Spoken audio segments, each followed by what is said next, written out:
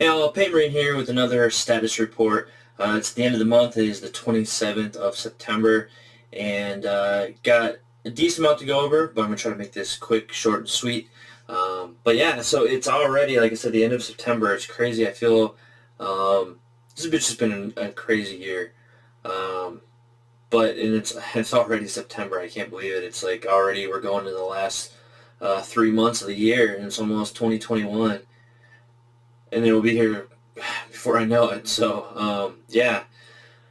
With all that being said, things around here in my area, at least, are starting to kind of get a little bit back to normal. Things are opening up. Some restrictions and things are being lifted a little bit more. And so what that means is hopefully on the 11th there is a tournament event happening that I hope to make it to at least try to play something. Like, I've played nothing of ninth, and I can't even remember the last. I'm trying to remember the last time I played. I don't even really remember when the last time I played was. But yeah, it's been a long time. And like I said, I've not even played ninth. So it'd be good to go to a tournament. I'll probably get rolled pretty easily. Just one, not really knowing anything really about ninth edition. I've been following along, seeing the changes and stuff, but again, like I said, I haven't really gotten into um, like any strategy, list building, any of that kind of stuff. Um, and then a lot of like the newer stuff anyway, like all the Indominus stuff. I haven't even painted yet, and like I said, I'm still getting caught up on the Shadow Spear set. So yeah, so there's all that. Along kind of with all that and everything is uh, kind of downsizing again. I keep mentioning it, and I keep just selling off things, getting rid of projects and things. And you might notice behind me, my little display case here, particularly this shelf right here, is pretty bare and empty. I've left a few things in there that, one, are basically things I need to finish that I don't want to get rid of as of right now, and things that I'll never get rid of. Um, but yeah, that's kind of where I'm at there. I've kind of started clearing a lot of stuff out. Some projects that I've had sitting that I've always been meaning to get to, I'm just going to end up clearing them out. A lot of stuff. And so I'm not really sure how to go about doing this because I don't really want to put them all up on eBay because that just takes a ton of time, and then trying to get to the post office and packaging, and more times than not, I feel like I mean, I'm going to have a loss anyway, because nobody's going to buy anything, even stuff new in box, really, for the most part, are not going to buy anything for like full price what I paid for it. Um, but then the other issue, though, is it always seems like by the time I get like packaging and everything all nice and boxed up, all nice, and then I go there, and then the shipping cost is never, I don't know what's going on. I can never figure that thing out because I'll take it or I'll put it on eBay or something, and it'll be like whatever. I'll look at other listings and see what they're charging for shipping. And again, I don't know if these people have stores and that's why they can afford to take a little bit more of a hit, even though they're still charging shipping. They probably have a better deal. But anyway, anytime I take it to the post office and it goes just within the states here, it's always way more than what I ended up charging the person for shipping. So then I end up taking another loss there because I end up paying a little more extra. So I'm already selling it for cheaper than what it's supposed to be. And then essentially what the person pays for shipping um, ends up not covering it anyway. So I take another loss essentially, which is frustrating.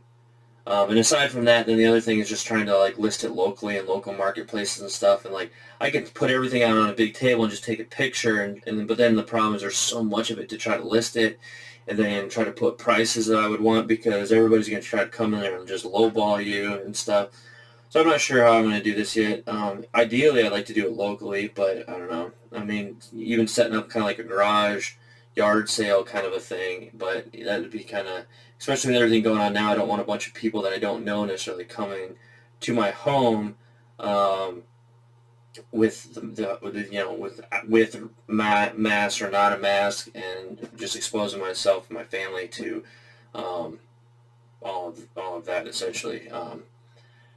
I mean, that would be the easiest, just to do it that way. But like I said, like then I don't even know if I'd be able to offload all of it or some of it. So I don't know. I've also thought of just trying to sell it in lots, like because I've got a bunch of terrain I'm just trying to get rid of. So just be like, here's all this terrain. This is how much I want for it. Take it or leave it. Like, and that's it. I'm not breaking it up or anything. So I don't know. But I got to do that. Again, it's kind of frustrating, and it's one of those things where I feel like I'm going to start losing likes, followers, whatever on Facebook as well as on the YouTube channel as I do this, because everything is just going to be centered way more on my army, just from a time management standpoint, a financial standpoint. Like I can't keep all these extra projects that I'm not finishing or doing anything with, or even they're not even commissions. I don't even have the time to do commissions right now because of my regular work. Um, so it's just, I mean, it's financially responsible, like for myself and my family, but then also just with the time I have, it's just time-wise more responsible to handle that. Um, and already looking ahead to like knowing how much more new Space Marine stuff is coming out, um, the time and the money to get caught up on all that stuff. I mean, I'm not going to be able to just buy that stuff, pre-order it, or get it right when it comes out. Like I just, um, I can't afford to do stuff like that. I wish I did. I wish I had that kind of money, that kind of like this was my sole job and it made money, because right now this is just like a second side hobby doing the YouTube and all that, because I don't have enough people or subscribers or whatever to monetize, and even that I don't even know how much you make off of that. I don't have like a brick and mortar hobby store or anything that I run and then I'm able to get models at a cheaper price. There's just so many factors that this literally is just a hobby, and this is a hobby of a hobby, doing the channel and stuff. Um, but I'm going to continue doing it. It doesn't, at least making videos and stuff doesn't cost me anything, but trying to diversify and make it more interesting to get more people to subscribe so I can maybe make something out of this is kind of where it goes into, and unfortunately that's something I'm just not going to be able to do. So um, hopefully people stick around. Like I said, I'm starting a few other things on the channel that people noticed, and I feel like that's kind of had a different effect. It's kind of backfired, or whatever you want to say, because I've started the Off the Sprue series playlist, which is something I've been wanting to do for a while, but I finally started kicking it off. I started with kind of like the Mandalorian trailer reaction. The first one was just a funny one where I had my Mandalorian helmet on, where you could see down here in the bottom, and trying to react like, Mandalorian just doesn't say anything, then it's just, this is the way. That was not, I guess, received very well. And then before I had done that one though, I had made an actual one where I watched the trailer for the first time and did a reaction video. And again, I don't, it's kind of whatever, but I wanted just to watch it, react to it, and talk a little bit about it because I'm very interested in that kind of stuff. And that's what that whole series is about. It's just me sharing and exploring the other aspects and hobbies and interests that I have. So I've done a few of the Legos as well. Because my kids are big into it, I was into it, I'm getting back into it now as my kids are getting older and getting into it, and they've been wanting, like they always want to be like a part of these videos and things as I make them, and it's kind of really hard to include them. Sometimes they'll just come in and they'll sit or they'll ask questions as I'm going over stuff, which again has not been received by many in the community that don't understand sometimes the issue with just having young kids. Like you can't. Sometimes there's nothing you can do. Especially in my home right now, I've got I'll say 3.75. I've got the fourth one's almost here, so that's gonna take up more time too. So anyway, trying to get my older two anyway more involved because they want to be involved and they enjoy Lego. So I've done 2 Lego videos so far with them. I plan on doing more that they will probably be in, just because there are other different sets, things that they're not really interested in, and then again I can talk on it. And the nice thing with those, at least, is the ones I'm doing are most of Lego now really is kind of I guess pop culture. They have a few of their own, like Lego City. They have like a space theme now and like Ninjago, but otherwise they have like Harry Potter, Star Wars. They had Lord of the Rings for a while, and I haven't seen those sets for a while. They might come back. They had like the superheroes. So a lot of their stuff is licensed products now. So that's kind of nice in the aspect of being able to talk on those things that interest me, as well as building a Lego set. So like I said, we did the first video, and it's uploading right now as I'm making this video, is of a Jurassic Park set. There's a smaller set that is retired, but got it because it's, one, I love Jurassic Park. I love that movie when it came out. I saw it quite a few times in theaters when I was a kid. Just absolutely adored it. And it's the control room scene, and then it has like a little kitchen area off to the side too. It's called the Velociraptor, or Jurassic Park Velociraptor Chase. And it's a really cool set. I really like it. But like I said, that was the first one I built with my son. And my daughter kind of came in, and then the second one we did was the Legos Idea Big Bang Theory set, which was fun, and my daughter kind of helped me build that one. And again, like I said, I talk about like Jurassic Park, Jurassic World, like the whole franchise, my thoughts on that, and then again on Big Bang Theory and the set, and kind of interesting details in the set that I was kind of like, I wonder why they did this, or what's this for, and all that kind of stuff. So, but yeah, so that's that. So far, I don't feel like it's been received very well, because most people that have been a part of the channel or come to the channel or whatever are expecting 40K related material, which is fine. But that's the whole reason why I'm calling this Off the Sprue, is because it's like off topic, off the sprue, kind of being like you cut the piece off the sprue. So that's kind of the idea. Is like we're not talking about sprues and wargaming models right now. We're taking that off, going off sprue. So I thought that was clever, but just bear with me. Hopefully you enjoy those. If you don't watch them, I guess. But please, I would still appreciate your subscription to other videos as I pop up. Also, I'll still be doing mostly 40K videos, but there will be more of an uptick in those.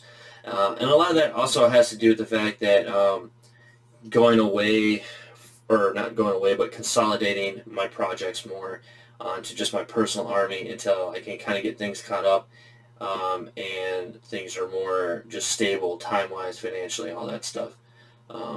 Yeah, so that's kind of where we are there.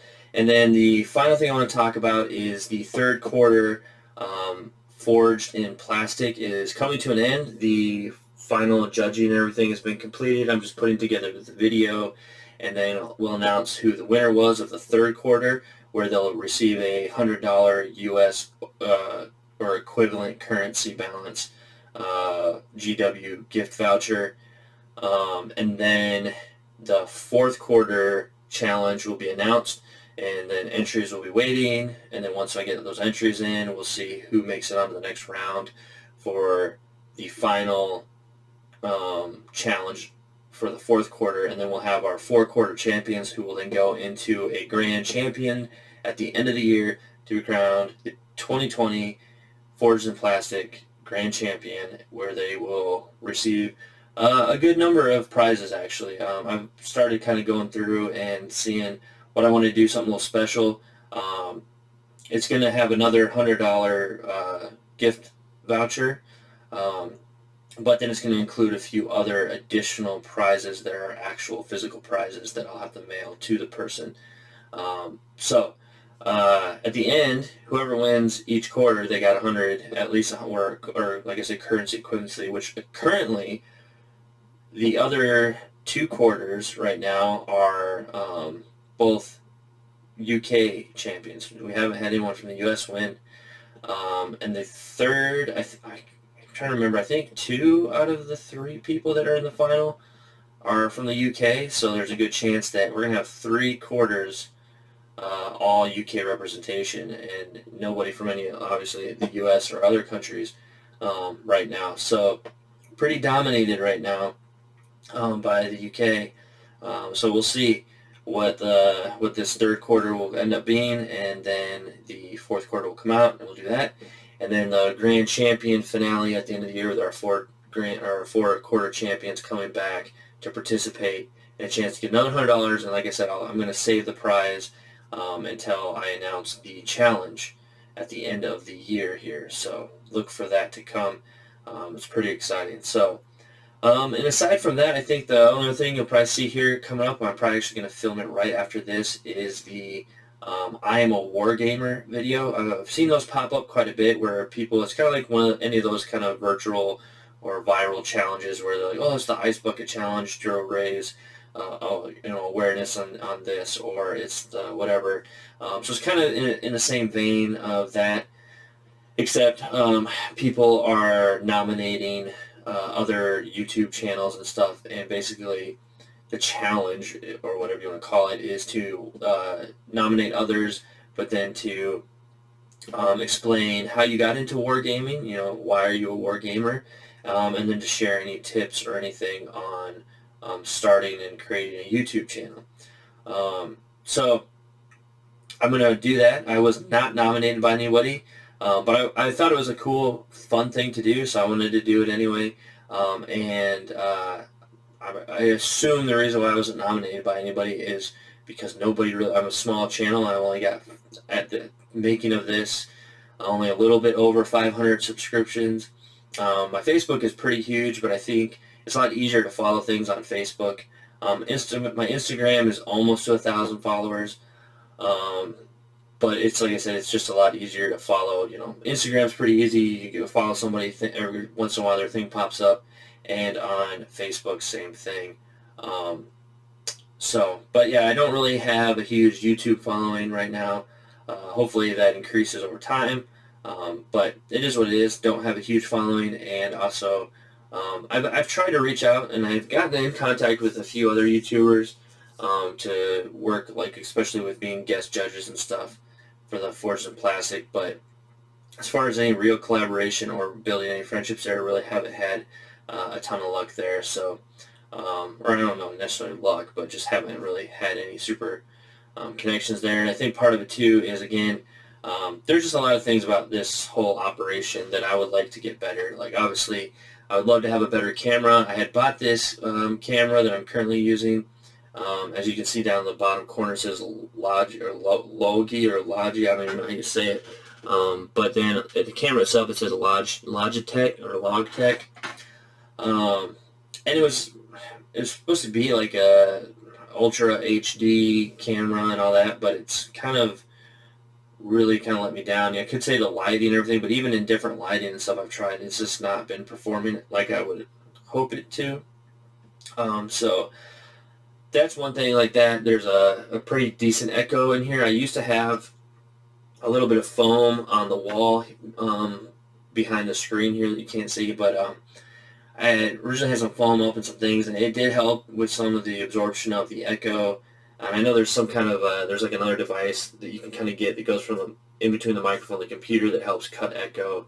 And then there's, I think, even editing software and stuff. But again, I'm still really learning a lot on this whole editing videos and process and stuff. And anyway, I had to take the foam down because I got a second computer screen, and I had to mount the screen, and I had to take the foam, and it was a whole thing. But so unfortunately, don't have that up right now to help with some of the echo. Hopefully, I can fix that eventually. But yeah, that, and then to get like the super nice cameras that I've seen like other very professional YouTubers use, where it's like crystal clear, perfect. Unfortunately, those are very expensive, and again, I just don't have the resources right now to invest in something like that. So hopefully in the future that will happen, but until then, it's what it is for now. So, all right, anything else? I'm trying to think anything else. I think that's it for now. I guess thank you for watching. I appreciate it. Definitely subscribe to the channel already if you haven't. And then check out the Facebook page and my Instagram. All that information will be linked in the description below. And we will see you next time.